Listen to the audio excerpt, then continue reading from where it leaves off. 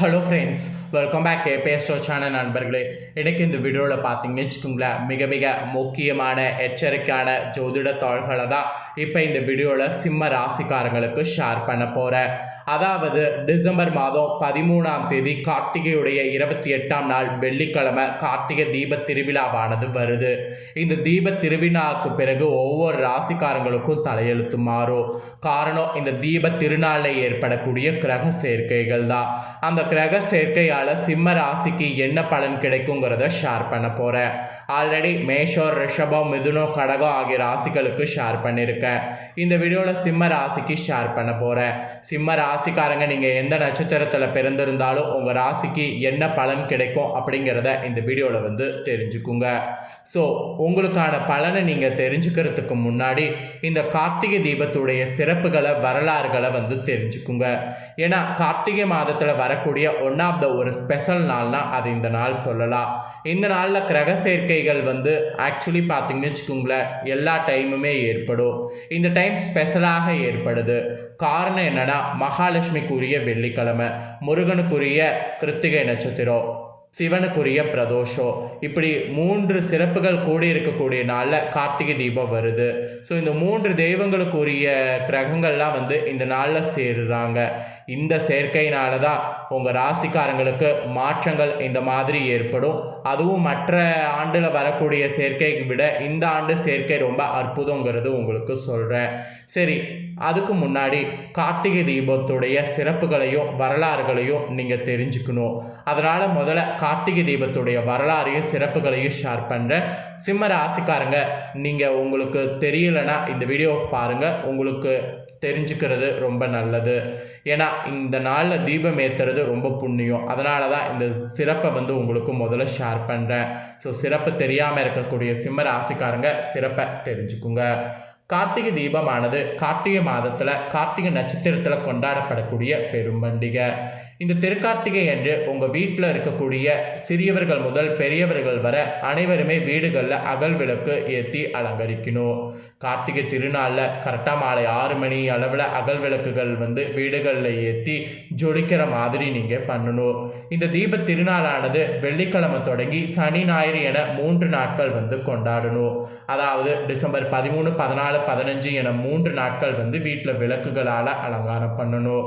So விளக்கில் ஏற்று ஊற்றப்படக்கூடிய எண்ணெயும் அதில் இடப்படக்கூடிய திரியும் தன்னை கரைத்து கொண்டு நமக்கு பிரகாசமான ஒளியை தருதில்ல, அதுபோல் நாமளும் தன்னலை பார்க்காம மற்றவர்களுக்கு உதவி செய்ய வேண்டும்.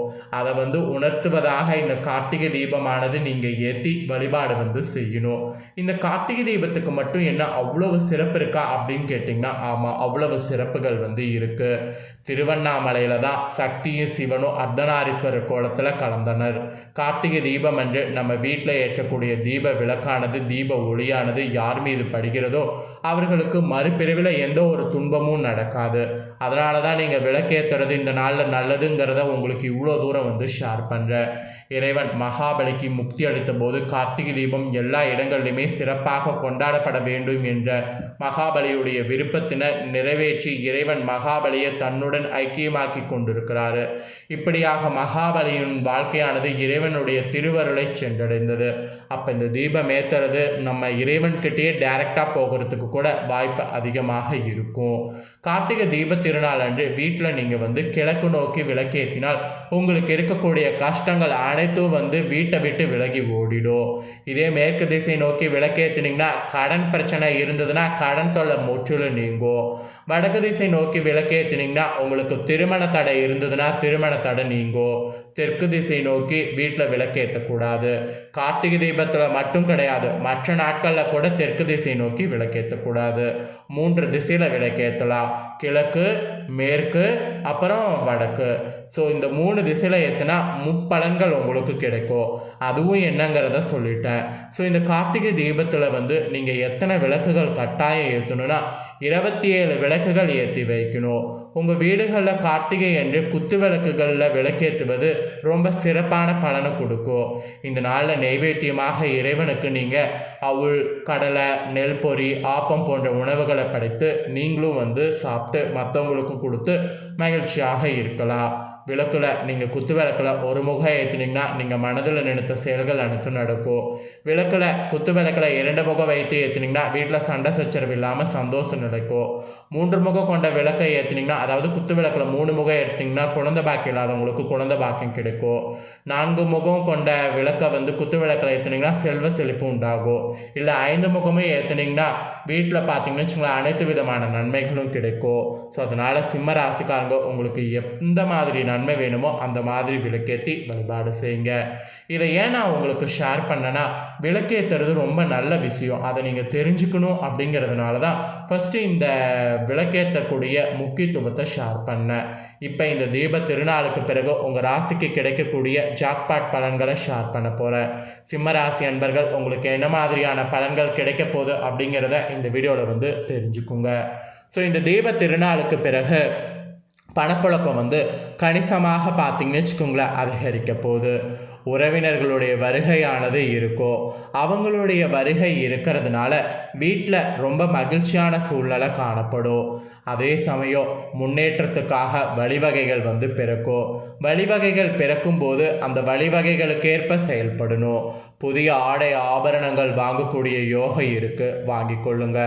பிரிந்திருந்த கணவன் மனைவியாக இருக்கிறவங்க இந்த திருக்கார்த்திகை தீபத்துக்கு பிறகு ஒன்று சேர்வதற்கு வாய்ப்பு இருக்கும்போது வாய்ப்பை பயன்படுத்தி ஒன்று சேருங்க. சிலருக்கு இந்த மாதிரியான டைமில் குழந்தை பாக்கியம் கிடைக்கவும் சான்ஸ் இருக்குது. அதுக்கப்புறம் இந்த டைம் பார்த்தீங்கன்னு வச்சுக்கோங்களேன் கரெக்டாக உங்களுள்ள சிலருக்கு புதிய வீடு வாகனம் வாங்கக்கூடிய யோகமும் இருக்குது. வாங்கினீங்கன்னா நல்லதாக உங்களுக்கு அமையும். நவீன ரக மின்சார மின்னணு சாதனங்கள் கூட வீட்டுக்கு வாங்கிறதுக்கு வாய்ப்பு இருக்குது. பிள்ளைகள் வழியில் பெருமைப்படத்தக்க செய்திகள் கேட்பீங்க. நீங்கள் திருமண முயற்சிகள் எது செய்தாலும் அது சாதகமாக உங்களுக்கு முடியும். மகளுக்கு நல்ல இடத்துல நீங்கள் வரணும் அமையணும்னு ரொம்ப கனவு கண்டிங்களா, அதெல்லாம் உங்களுக்கு நிறைவேறும். குடும்பத்தில் மட்டும் அவ்வப்போது சிறு சிறு சங்கடங்கள் ஏற்படும். அதை எல்லாமே நீங்களே விட்டு கொடுத்து போனீங்கன்னா சரி பண்ணிடலாம். அதுவும் இந்த டைம் பார்த்தீங்கன்னு வச்சுக்கோங்களேன் கரெக்டாக திருக்கார்த்திகைக்கு பிறகு உறவினர்களால் குடும்பத்தில் பிரச்சனை ஏற்படக்கூடும். பிரச்சனைகளே குடும்பத்தில் வரக்கூடாதுன்னா அவங்கள தள்ளி வைங்க, இல்லை அவங்கக்கிட்டேருந்து நீங்கள் தள்ளிடுங்க. அதுதான் உங்களுக்கு நல்லது. உறவினர்களோடு நீங்கள் பேசும்போது பொறுமையை கடைபிடிக்கணும். குடும்ப விஷயங்களை அவர்களுடைய தலையிட்ட அனுமதிக்க வேண்டாம். அந்த மாதிரி அனுபவிச்சிங்கன்னா அது உங்களுக்கு தான் ஆபத்து. அதாவது அவங்கள நீங்கள் உங்கள் குடும்ப விஷயத்தில் அனுமதிச்சிங்கன்னா உங்களுக்கு தான் ஆபத்து. வாகனங்களில் செல்லும்போது சற்று கவனமாக இருங்க. ஸோ கொஞ்சம் கவனமாகவும் இருக்கணும் என்று எச்சரிக்கைகள்லாம் சொல்லப்பட்டிருக்கு. ஸோ கவனமாகவும் இருங்க. அலுவலகத்தில் உங்களுக்கு வேலை சுமை அதிகரிக்கும். உங்களில் சிலருக்கு பதவி மாற்றமும் இடமாற்றமும் ஏற்படும். அலுவலகத்தில் உயர் அதிகாரிகளோடு பேசும்போது பொறுமையை கடைபிடிக்கணும். சக ஊழியர்களிடம் போதும்போது நீங்கள் ரொம்ப ஒத்துழைப்பை எதிர்பார்க்க முடியாது. ஏன்னா சக ஊழியர்களே உங்களை கால வாருவதற்கு இப்போ இருக்கிறாங்க. அதுவும் ஓரளவு அனுகூலமான பலனை நீங்கள் எதிர்பார்க்கறதுக்கு நீங்கள் கொஞ்சம் கவனமாக செயல்படணும் என்று எச்சரிக்கையானது விடுக்கப்பட்டிருக்கு. அப்புறம் தொழில் செய்கிறவங்களுக்கு தொழில் வியாபாரத்தில் லாபம் எதிர்பார்த்ததை விட குறைவாகவே இருக்கும். மறைமுக எதிரிகளால் பிரச்சனைகள் ஏற்படக்கூடும். வியாபாரத்தில் புதிய முயற்சிகள் எதுவும் நீங்கள் செய்ய வேண்டாம். இந்த திருக்கார்த்திகைக்கு பிறகு எது செய்தாலும் அதில் ஓரளவுக்கு நன்மைகள் மட்டுமே கிடைக்கும். அதனால் புது விஷயங்கள் எதையும் செய்ய வேண்டாம். செய்து எதிர்பார்த்து ஏமாறுறதுக்கு எதையும் செய்யாமல் இருக்கிறதே உங்களுக்கு நல்லது. அப்புறம் குடும்பத்தை நிர்வகிக்கக்கூடிய பெண்களுக்கு மகிழ்ச்சி தரக்கூடிய நாட்களாக ஓரளவு இந்த திருக்கார்த்திகைக்கு பிறகு அமையும். உறவினர்களோடு இணக்கமான சூழ்நிலை காணப்படாது. குடும்ப உறுப்பினர்கள் உங்கள் ஆலோசனைகளுக்கு மதிப்பு தருவாங்க. அலுவலகத்துக்கு செல்லக்கூடிய பெண்களுக்கு எதிர்பார்த்த சலுகை கிடைக்க வாய்ப்பு இருக்குது. மொத்தத்தில் எதிர்பார்த்தது எல்லாமே ஓரளவு கிடைக்க வாய்ப்பு இருக்குது. கிடைச்ச வாய்ப்பை முழுசாக பெண்கள் பயன்படுத்திக்குங்க. உங்களுக்கு சில கவனமாக இருக்கணும்னு சொல்லப்பட்டதுனால பரிகாரமானது சொல்லப்பட்டிருக்கு. வெள்ளிக்கிழமை வர்றதுனால முருகனுக்கு நீங்கள் தேங்காய் எண்ணெயில் தீபம் ஏற்றி நீங்கள் முருகனுக்கு உகந்த செவ்வரிலில் அர்ச்சனை செய்வது நல்லது. ஏன்னா அன்று பார்த்தீங்கன்னு வச்சுக்கோங்களேன் கிருத்திகை நட்சத்திரம். அதனால் முருகனுக்கு உகந்த இதை நீங்கள் செய்தீங்கன்னா ஓரளவு உங்களுக்கு நல்ல பலன் கிடைக்கும். அதனால் இந்த ஒரு பரிகாரத்தை சிம்ம ராசிக்காரங்க மறக்காமல் செய்து பயன்பெறுங்க. நீங்கள் இந்த தாள்களை பார்த்து பயனடைஞ்சது போல் உங்கள் ஃப்ரெண்ட்ஸ் ஃபேமிலியில் இருக்கிறவங்களும் இதை பார்த்து பயனடையணும்னு நினச்சிங்கன்னா வீடியோ லைக் பண்ணி ஷேர் பண்ணுங்கள். ஏன்னா உங்கள் ஃப்ரெண்ட்ஸ் ஃபேமிலியில் இருக்கிறவங்களும் உங்களை போல சிம்ம ராசிக்காரங்க இருந்தாங்கன்னா அவங்களும் இந்த கார்த்திகை தீபத்துடைய சிறப்பையும் இந்த பலன்களையும் தெரிஞ்சு இதற்கேற்ப நடந்து பயனடையட்டும். மேலும் இதே போல் புதிய அப்டேட்டான தகவல்கள் போடப்படும். அதை எல்லாத்தையுமே உடனுக்குடனே தெரிந்து கொள்ள மறக்காமல் நம்ம சேனலை சப்ஸ்கிரைப் பண்ணுங்கள்.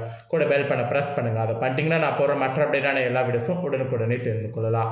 ஸோ மறக்காமல் பண்ணுங்கள். இதே போல் சுவாரஸ்யமாக வேறொரு வீடியோவில் வந்து உங்களை சந்திக்கிறேன். தேங்க்யூ.